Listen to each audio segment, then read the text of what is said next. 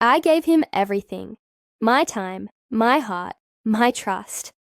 I swallowed my doubts, silenced my instincts, and kept showing up for him while he lied, while he disappeared behind video conferences and whispered secrets into someone else's ear. I sat in our apartment, alone, loving a man who was erasing me in real time. He called me dramatic, insecure, told me I was imagining things. No, I was sacrificing. And he was feeding off of it.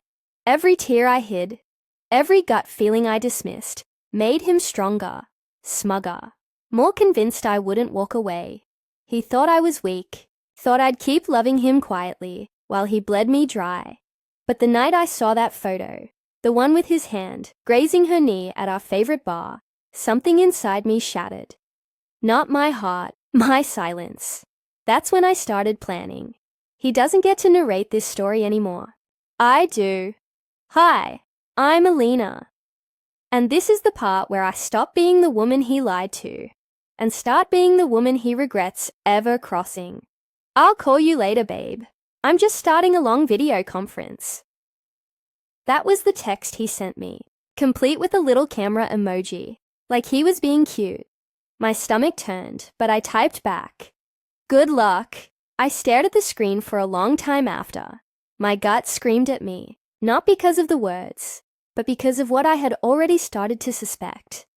It was raining outside that night. I remember the sound of the drops tapping against the window, like they were in rhythm with my heartbeat. Anxious, uneven, nervous, I sat in my apartment, alone, while the man I had been in love with for 3 years lied straight to my face, again. You know how they say you don't notice the slow creep of distance in a relationship until you're drowning in it? That was us. One day he was holding me like I was his entire world, and the next, he was treating me like an obligation, like he was checking off a box. It started with little things, short replies, less eye contact, that vague tone that sounded like he had already left the room, and yet I ignored it. I gave him the benefit of the doubt. I told myself, he's just stressed with work. But that night, I knew, not just suspected, knew. You see, it wasn't the first time he'd claimed to be on a video conference. In fact, he used that excuse a lot. I used to joke about it. "Do you work for the CIA or something?" I'd laugh, brushing off the red flags. But deep down, I was keeping track. The missed calls, the sudden unavailability, the way he started locking his phone, flipping it face down, changing passwords, like I was some kind of hacker waiting to pounce. Still, I gave him space. I respected his boundaries. I was loyal. God, I was so loyal. Until the night I saw it. I was scrolling through Instagram when I saw a photo posted by someone I barely knew, a friend of a friend type of girl. She was tagging a location that caught my eye, the Red Sparrow Lounge. That was our place. The place we used to go every Friday night before he got too busy for traditions like that.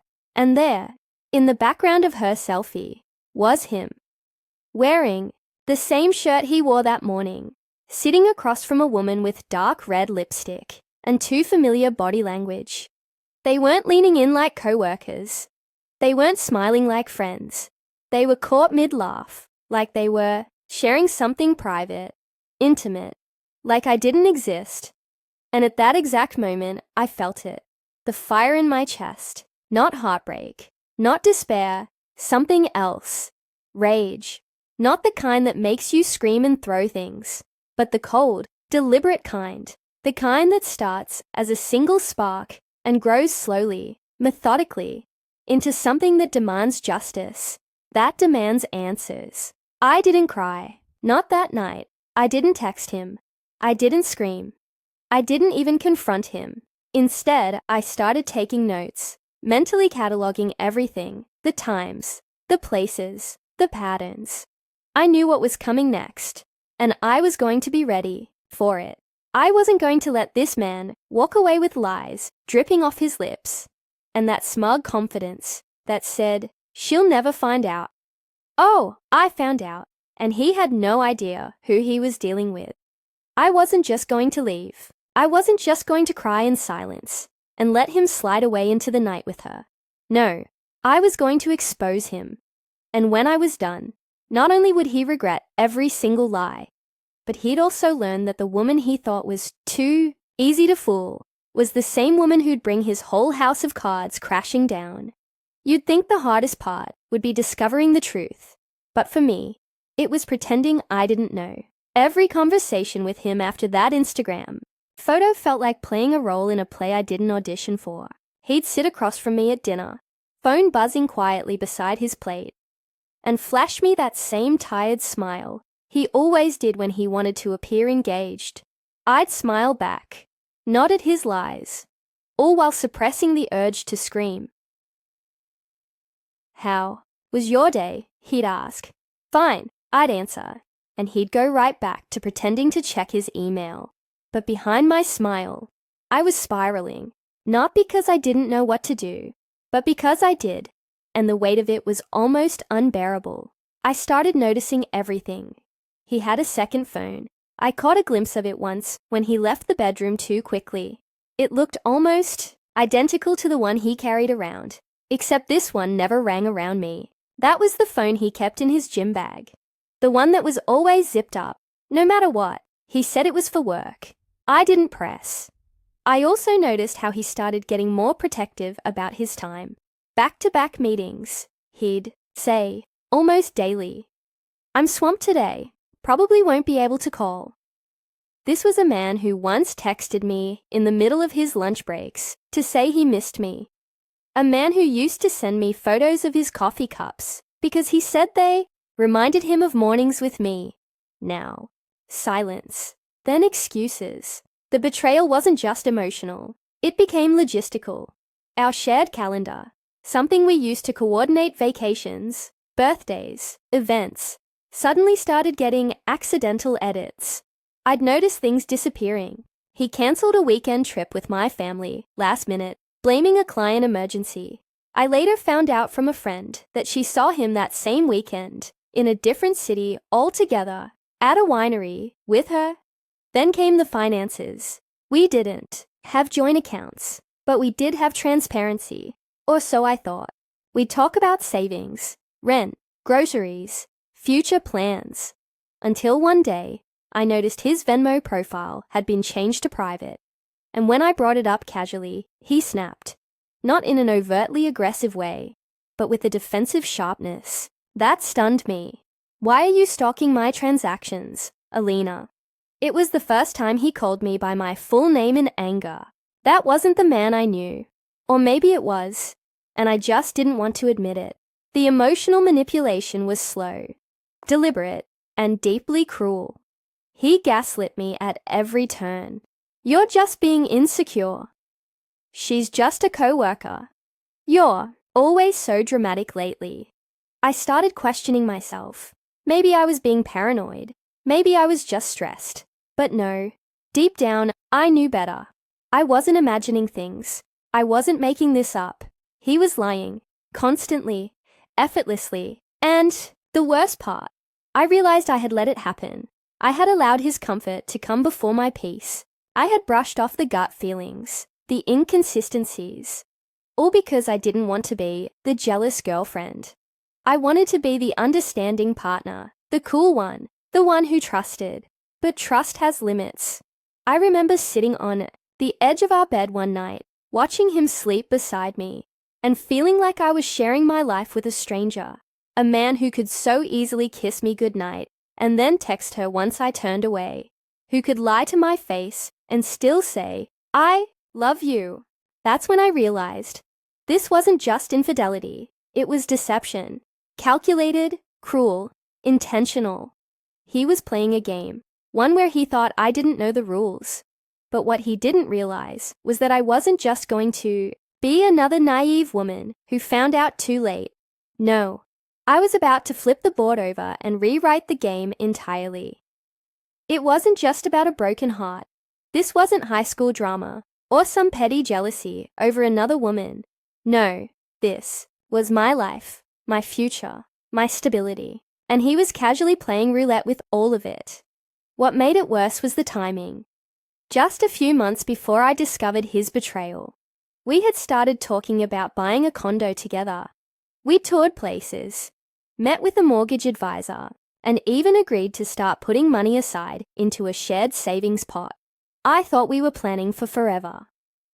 But now, I saw it clearly. He never intended to build anything with me. He was setting up his escape, quietly, cleverly, like someone who had done it before. That's when the panic began to set in. Not just emotional panic, but practical, financial.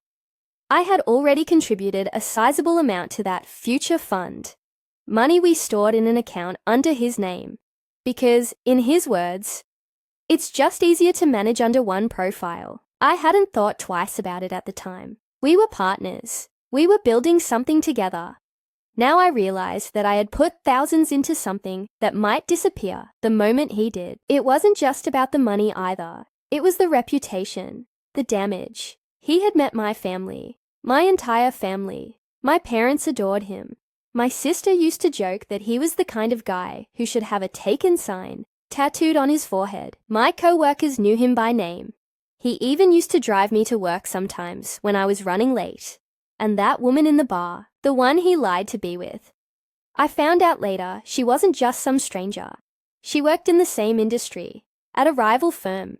He used to talk about how unethical some of their business practices were.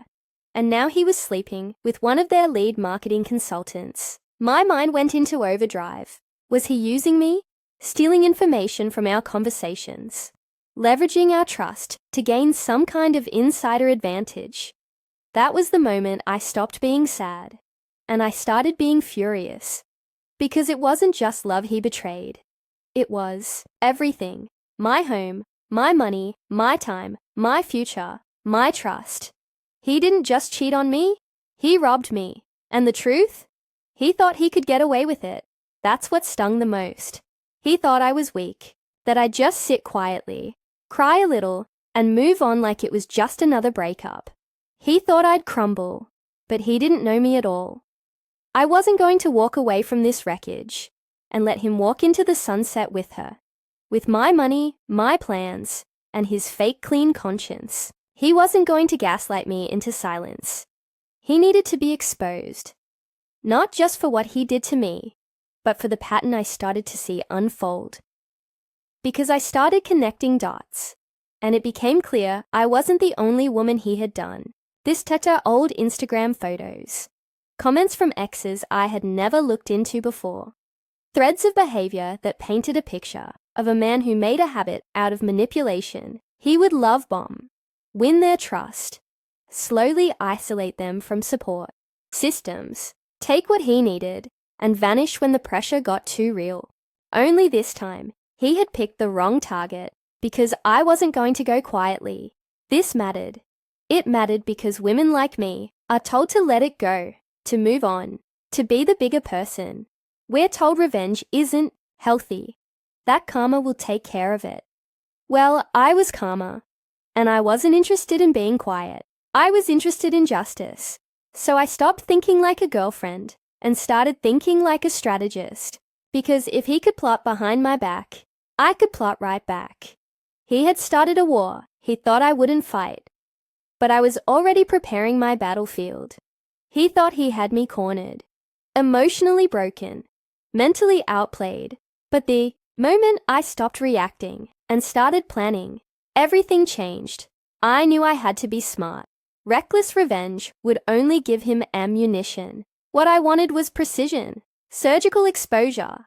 I wasn't just going to accuse him. I was going to prove everything. And when I did, I'd make sure he couldn't twist the narrative, couldn't spin the story in his favor, couldn't weasel out of accountability like he had so many times before. So I started with the one thing most cheaters forget: digital footprints. People like him, narcissistic, overly confident manipulators, often believe they're smarter than everyone else. That arrogance is what makes them sloppy. And he was very sloppy. First, I created a backup phone, one he didn't know about. I used it to log into my personal cloud accounts, download apps he didn't recognize, and start tracking every move he made, not through some Hollywood-level spy software, but through old-fashioned observation and common sense. Every time he told me he was going into a video conference, I took note of the time, date, and duration. Then I'd cross-reference those moments with his activity online. LinkedIn, Instagram, even Venmo, when it wasn't locked. I was piecing together a puzzle, one lie at a time. Then I remembered the old iPad. Months ago, I had set up his Apple ID on our shared tablet so I could use his Apple Music subscription. He never removed it. I pulled it out of a drawer and logged in. His messages were still syncing. Not all of them, but enough. That's how I found her. Messages between them were full of lies and code words. Conference meant dates. Late meetings meant overnight stays. He'd even used a fake contact name to save her. Mark E.T. was actually Melissa from marketing, the woman I saw at the bar. The woman he swore up and down was just a friend. That was the moment I knew I had him. But I didn't stop there. Next, I revisited our finances. While I didn't have direct access to the account where he'd kept the money I contributed for our future condo, I did have the transaction trail. I pulled out every receipt, every PayPal confirmation, every transfer. I cataloged all of it. If I had to take this to court, I would, and I'd win. I also reached out, quietly, to 2 of his exes. I found them through mutual friends and messaged them privately, cautiously. I didn't want gossip. I wanted confirmation. And sure enough, the pattern was identical. He'd done this before, with both of them. Played the long game, pretended to be committed, took what he wanted, whether it was emotional support, financial help, or social clout, and then left, ghosted, like they never existed. Except now, he was tangled in something much bigger than a breakup. I wasn't just gathering evidence. I was building a case. But I didn't want to just burn him to the ground privately. That would be too easy. No, he needed to feel it. Publicly, professionally, personally. So I made a plan. Compile the evidence. Screenshots of his messages with Melissa. Calendar overlaps. Photos. Social media timestamps. Even audio from one of the video conference nights where background music could clearly be heard. A far cry from a Zoom meeting. Document financial losses. A full spreadsheet of what I had contributed and what was missing, backed up, printed, time-stamped. Prepare for confrontation, but not alone.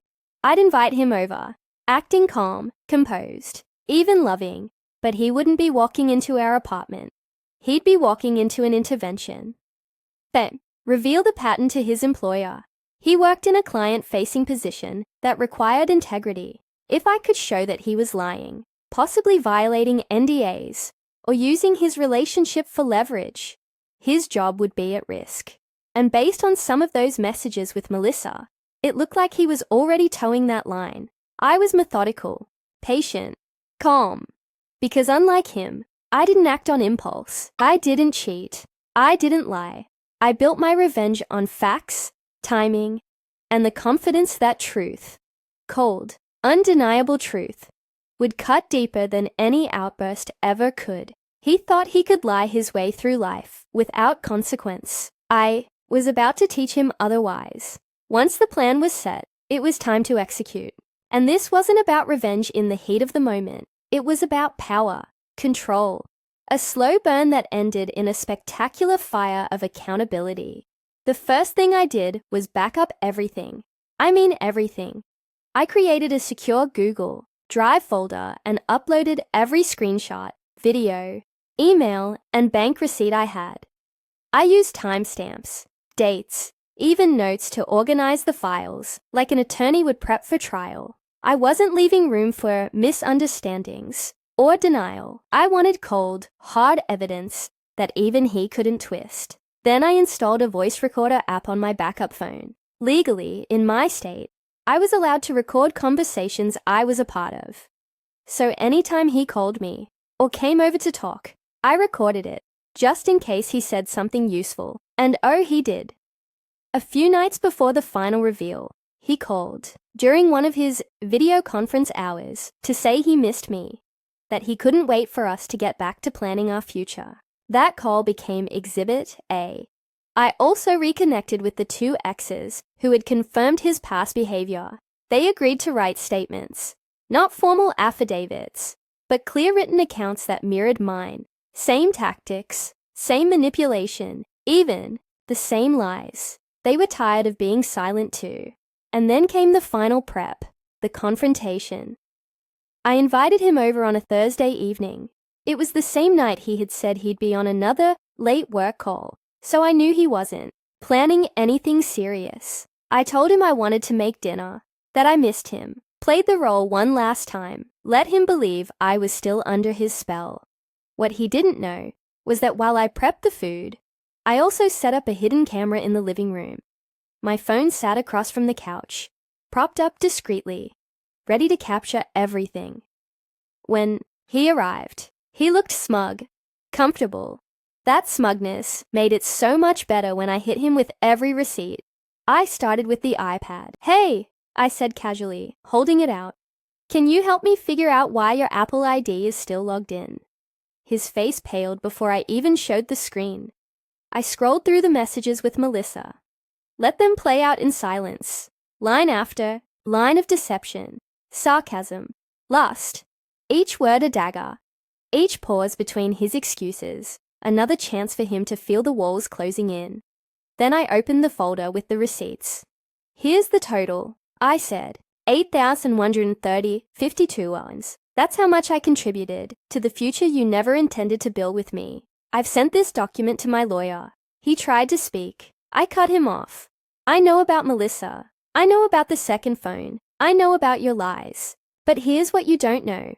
I've already spoken to your employer's HR department. I didn't give them full details yet, but I requested a confidential meeting.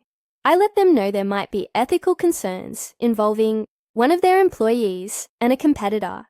His reaction: denial, of course, rage, then begging. The usual script. But this time I didn't flinch. And here's what I really want anyone reading this to know. You have more power than you think. But it only works when you stop looking for an apology and start preparing for truth. If you're in a similar situation, here's what I learned. Document everything. Your instincts are valid. Save texts, screenshots, photos. Make a timeline. This isn't paranoia, it's preparation. Stay silent until you're ready. Don't tip your hand early. Let them think you're still unsure. Their overconfidence will help you gather more evidence. Use the law to your advantage. Know your rights. Can you record conversations? Do you have legal ownership of shared funds? Find out. And if needed, consult a lawyer. Don't be afraid to expose them. Shame protects them. Truth empowers you. Whether it's HR, friends, or family, tell your story with proof. Reclaim your narrative. They've been writing your story in the shadows. It's time to take the pen back. I wasn't done with him yet. The confrontation had only begun. But the moment I saw the fear in his eyes, I knew the power had shifted. And for the first time in months, I felt free. That night, the night I confronted him, it wasn't a blow up. It wasn't screaming or plates shattering. It was colder than that, more deliberate, more powerful. I watched the realization wash over him, the way his smirk faltered, the way he searched for excuses, one after another, hoping I'd interrupt and give him a way out. But I said nothing. I just let him hear his own words, read his own lies, and drown in the receipts I had stacked against him like evidence at a trial. And then I told him to leave. He didn't even fight it. He just looked at me like a man seeing a ghost. Like he had underestimated the very person who could destroy the fake world he'd built. But I wasn't finished yet. The next morning, I met with HR at his company. I brought a printed file with carefully redacted messages, just enough to raise serious ethical concerns. I didn't embellish. I didn't need to. Just the facts. He had engaged in a personal relationship with someone at a competing firm, while, in a client-facing position, used confidential info from our relationship to brag and manipulate, and even discuss strategic matters that suggested a breach of his company's trust. They thanked me and said they'd open an internal review. I never heard the full outcome, but a month later, his LinkedIn showed him open to work. Meanwhile, I had already filed to recover the money I had contributed to our condo fund, with clear documentation and transaction logs. The case leaned heavily in my favor. He tried to stall, of course. Tried to say it was a gift, that I had contributed willingly. But once I showed the context, the texts, the shared savings goals, the emails about the condo, his argument collapsed. The court sided with me. He was ordered to repay every cent, with interest. But that wasn't the real win. The real win was in the whispers. The word got around, quietly, carefully. A few mutual acquaintances found out, no thanks to me, and soon the picture of who he really was started spreading. Not because I screamed it from the rooftops, but because the truth always finds its way out. Melissa? She dumped him.